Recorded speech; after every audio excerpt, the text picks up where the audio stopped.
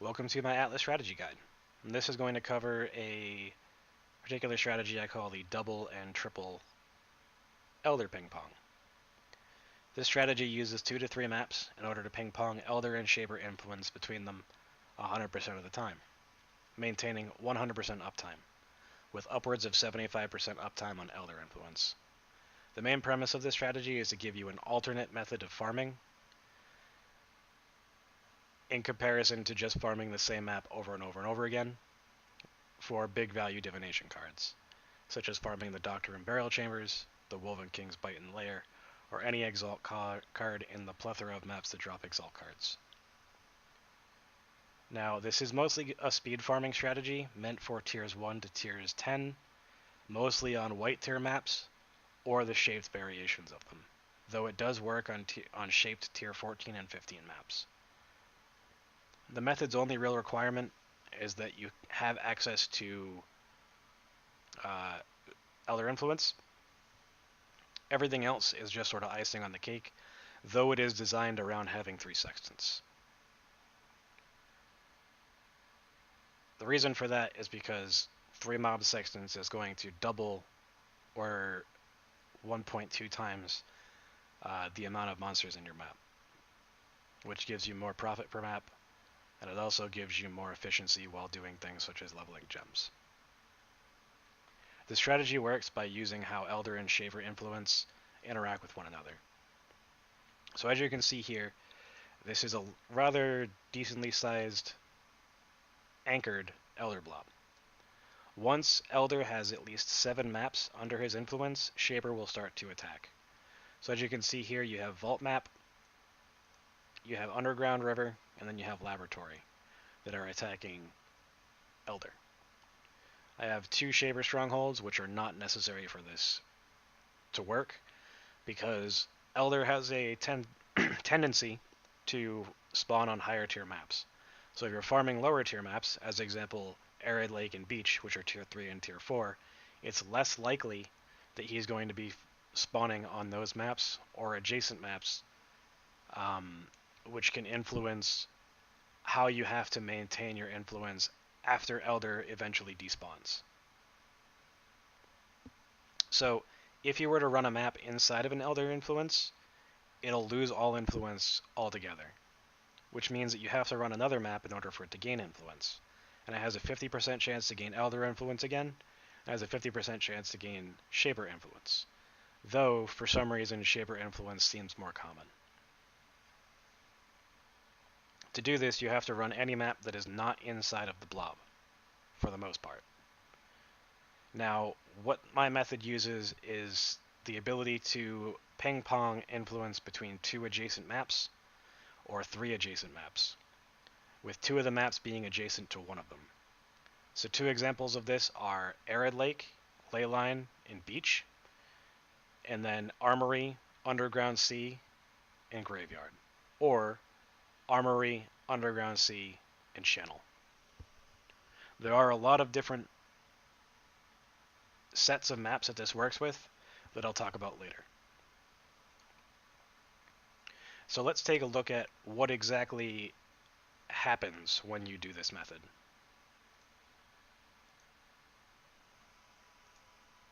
So the first picture here, we see that the entire Elder blob is full. Second picture, I run Beach. Beach loses all influence. Well, then I choose an adjacent map, and in this case I choose Arid Lake. Arid Lake now loses influence, and now Beach map has Shaper influence. So because it's next to a Eldered map, in this case adjacent on both sides with Leyline and Ancient City, it'll become Eldered. Now this Arid Lake will become either Shaper or Elder, again 50% of either, and in this case it becomes Eldered. So you're guaranteed 50-50 uptime on Elder or Shaper influence on the 2 maps that you're running, with Elder being more common, in my experience. Also, because Elder has a higher value than Shaper, this is more beneficial.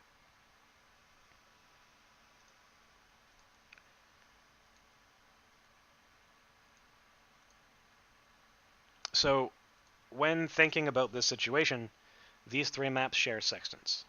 So if you're resetting your influence on a single map over and over and over again, let's say port, and you don't have a atlas progression state that allows you to manipulate your shaper strongholds to allow you to ping-pong relatively easily on this one map, or if you're running a map such as Underground Sea, which it's perfect locations for shaper strongholds, put a limiting number of uh, maps in the corner that can be actually eldered. So you can dip down to the 7 or below mark, which can stop shaper or elder influence from spreading. And that's not something that you want. So your strongholds either need to be far away in order to corral this. In this particular situation, not on purpose, I have Burial Chamber and Canyon, and the only way the Elder can really escape is through here, which is Desert Springs, or up over this way. And in either case, if he spawns, it doesn't matter, because as I said earlier, it will not influence these two maps. So if you were to influence or introduce the third map, you only want to run the third map if you run out of the maps you're farming. So this is only useful early league when you are not able to properly shape the maps that you want to run. So in this particular situation, ideally we would have leyline maps shaped and ancient cities shaped. But early league, you're not always going to have that possibility when you start to farm. Your goal should be to get this so that you can get your shaper orbs, but it's not necessary. So as long as one of these two maps are eldered and you run a leyline, it doesn't matter at all because it's adjacent to the to this map, and as long as dungeon is eldered and at least one of these two maps is eldered, then it losing influence and gaining shaper influence or elder influence isn't going to matter. But early league, because port map is most likely to be not completed, you're going to get more port maps than you are beach maps, but you'll get equal arid lakes as you are leyline. So the goal for the tier 3 early league is to get the other tier 3 that you're running. So early league you would not be able to have barrows complete, arcade complete, or port map complete, or pen. You can only clear through the tiers at which you're going to be running. So while this is usable early league in an early atlas progression states, it's better once you have your at least tier 8 and maximum when you have your tier 10 Shaper's Orb. So because having the third map doesn't necessarily influence things, you can just shape your port map and run these 3 to impunity if that's what you want as well, and if you don't mind the layouts for the 2 maps. Ideally, you only want to run maps with the higher of the mob counts, which means that you're most likely going to want to run Arid Lake as much as possible in this situation. Beach and Leyline both have similar mob counts, with Beach being slightly less. Though there are more spots on the actual map itself, because it's slightly larger for Leyline, to spawn Sextant packs, Elder portals, etc. So theoretically, you can do this with both the tier 3 maps, because it will have Elder influence on both sides as well. So you can do another strategy, such as shaping your tier 4, and then eldering your other tier 4, and then running the 2 tier 3s over and over and over again. So this is doable in plenty of situations. Another situation of this would be Ashenwood and Jungle Valley. And there's a lot of other situations that you can come up with, so get creative. This whole concept can be applied to higher tier maps as well, as long as you have the Shaper strongholds unlocked, meaning you've completed your Atlas, and you can manipulate them where you want. So that when you shape your Moon Temple and you shape your Canyon, or shape your moon temple and shape your tropical island or whatever, because right now there's a bug where if you shape the map right next to the higher tier, then it only drops the lower tier, or something like that. So watch out for that.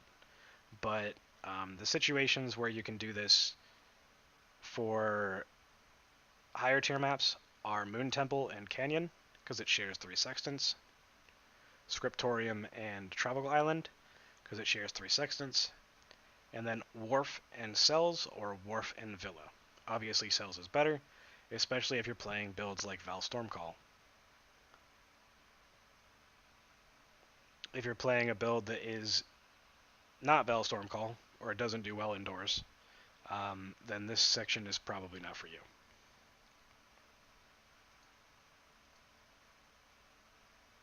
So all the locations on here are ideally set up for 3 sextants. So in order to make this work most optimally, you have to have very specific atlas states. Let's talk about white maps. So for white maps, you need to have, at minimum, your tier 10 Shaper's Orb.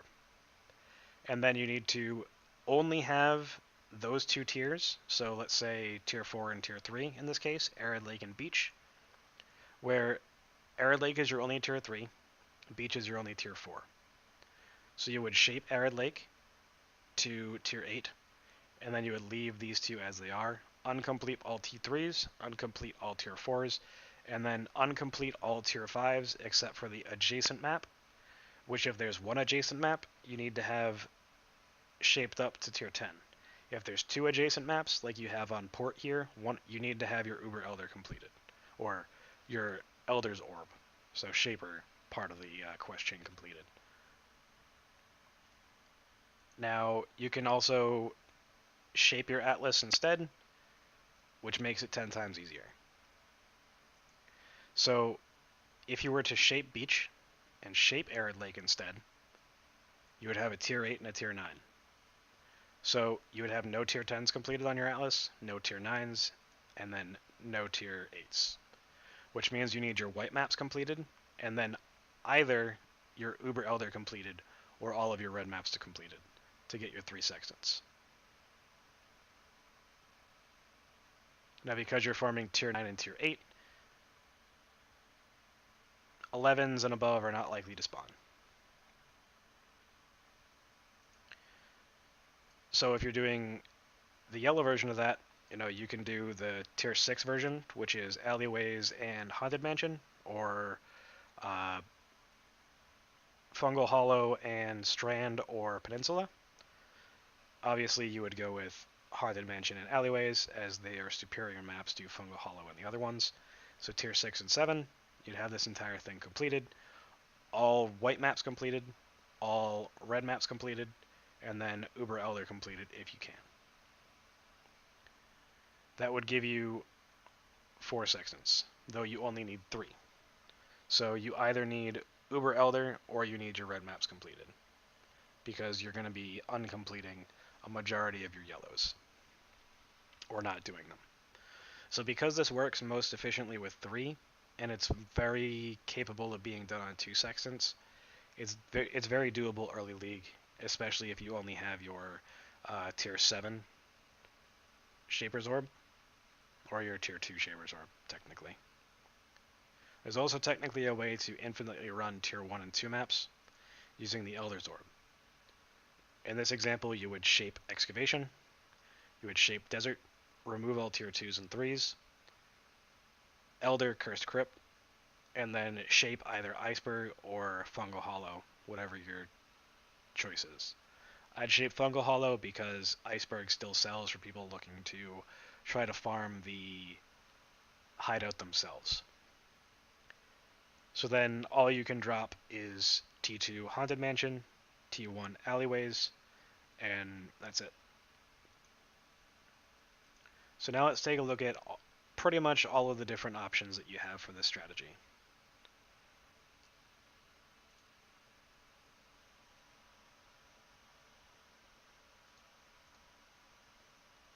There we go. So we have, as I was saying, Fungal Hollow and Peninsula, and then Fungal Hollow and Strand. You have Arid Lake and Beach. You have Leyline and Beach. You also have Leyline and Port.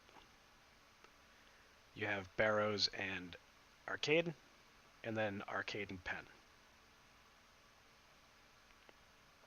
Continuing in the top right corner, Channel and Underground Sea, arguably one of the best choices. Armory and Channel, decent choice as well. If you were to run two T4s in this corner, Armory and Underground Sea are uncontested, probably the two best maps to run. If you're able to run an indoor build, this is probably one of the better situations in this entire setup that will work, because you can run two of the same tier with this, as long as it's connected on multiple sides. So if you were to run both of these maps would need to be eldered, while this one is eldered, and then Underground Sea would need to be eldered before you run Armory. And then double run Armory, and then double run Underground Sea.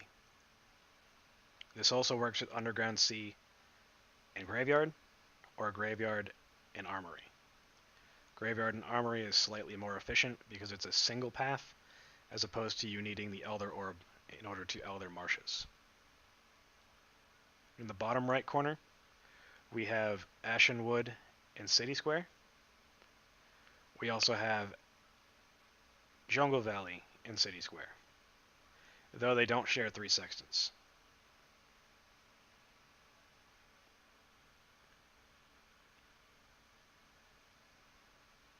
You can use some other maps in this corner, but it's not really that great. In the bottom left, we have Alleyways and Haunted Mansion, and then we have Excavation and Alleyways. You also have Desert and Excavation, and then Desert and Haunted Mansion. Maze and Excavation, then Maze and Mausoleum. You also can do Mausoleum and Cage, though at that point you're pushing out a little too far, in my opinion, since Elder Influence in this corner can be a pain in the ass.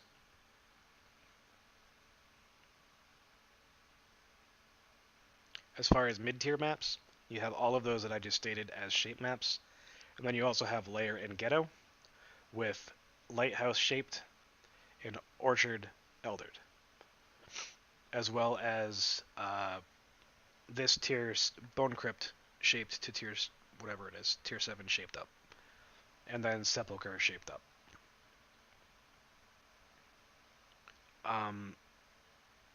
As far as other choices, you have Shore and Residence if you are doing no sextants, though I don't suggest it. Red variations, like I was saying earlier, Moon Temple and Canyon, Scriptorium and Tropical Island, and then Wharf and Cells. If you want to do tier 9 and tier 8 instead, you can do Arachnid Tomb and Cells. You can do Lighthouse or Orchard and Canyon. And then you can also do Tropical Island and Phantasmagoria, though that's not that great. Majority of the T10 maps kind of suck for this thing, so the ones that I stated are probably the best. Sharing sextants for Mesa is not really something that is easy to do, because the two connecting maps, Val Pyramid and Tropical Island, are far enough away that they're not really going to reach in a lot of cases. Although Tropical Island should reach technically, or maybe it's Bazaar. No, it's Bazaar. So Mesa, although great map, is not doable for this. So that's pretty much it. You can run any adjacent maps between the numbers of 2 and 3. Usually you want to insulate them in the corner like this, because it's easier to anchor an elder square or an elder blob in order to maintain this setup. So ideally you want tier 3 and tier 4, or tier 4 and tier 5, if you don't mind it pushing out a little bit more. It pushing out more in the top right corner is beneficial, so running Graveyard and Underground Sea, or Channel and Underground Sea, or whatever, is probably one of your best bets. And then you can run 2 maps of the same tier as long as they're connected on two sides and both of those sides are eldered. So we have beach and port, and then you have port and arcade, but those don't share sextants. You have maze and desert, or excavation and haunted mansion. Ashenwood and jungle valley. Atoll and Ashenwood, but who the fuck would ever run Atoll anymore? Channel and Spider Lair, Armory, and Underground Sea. And then another option that you have is City Square and Ashenwood that I don't think I talked about earlier, which is also a good choice. City Square is one of the best maps to Val because it has triple boss. Same reasoning for Graveyard map. So if you want to do an Atlas strategy that doesn't have to worry about farming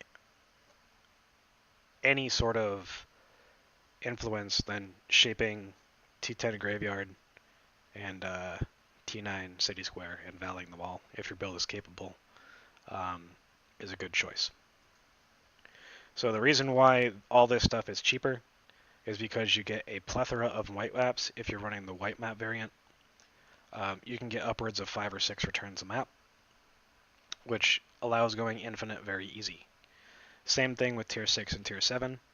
The higher you get going towards T10, it can become a little bit harder if you're not chiseling your maps. So if you're doing low maps, you can alch Val, and then only run the Val maps that are un-ID'd if your build is capable of running every map mod, or the 100 plus quant maps that don't have the reflect for your build. The other benefit to running lower tier maps with this strategy is that Elder and Shaper can only spawn monsters in your map, with the exception of Shaper having one modifier, the stupid balls from his fight that cause degen of the ground when they connect with you. Those can spawn. So that's another reason why having extra Elder influence on your maps is important. So with Elder influence and 3 sextants, it's technically 4 sextants, because Elder influence is worth like a sextant to 2 sextants, with the portals being worth 2. So it's like having a cheap 4 sextant map that you don't really need to worry about, and alternatively, or in addition to, something that I tested is having 210 rarity, and then doing only this method. So I did 100 maps of ping-ponging between beach map and arid lake, and I was successfully able to do chaos recipe on 99 of those maps, and some of them were double chaos recipe. So I ended up with, I think it was 248 total chaos just from the chaos recipe. And that's because Elder Portals and similar things, they drop a lot of jewelry. So it makes things easier, as well as if you're doing Alvas and stuff, it allows you to go for the jewelry rooms. It allows you to go for extra jewelry from the synthesis monsters. And synthesis in general makes Chaos Recipe very easy because of how many blues and yellows there are in there. So, in my opinion, not doing Chaos Recipe if you're doing early league stuff matters a lot. So my next video is going to be comparing this situation with farming 500 layers using a spreadsheet by Daikun, and then I'll also compare it to farming burial chambers. And then to end the video, we'll just take a full size of the image with all of the different options for your maps. So hopefully this has been informative, and hopefully you can make yourself some currency. Thanks for watching.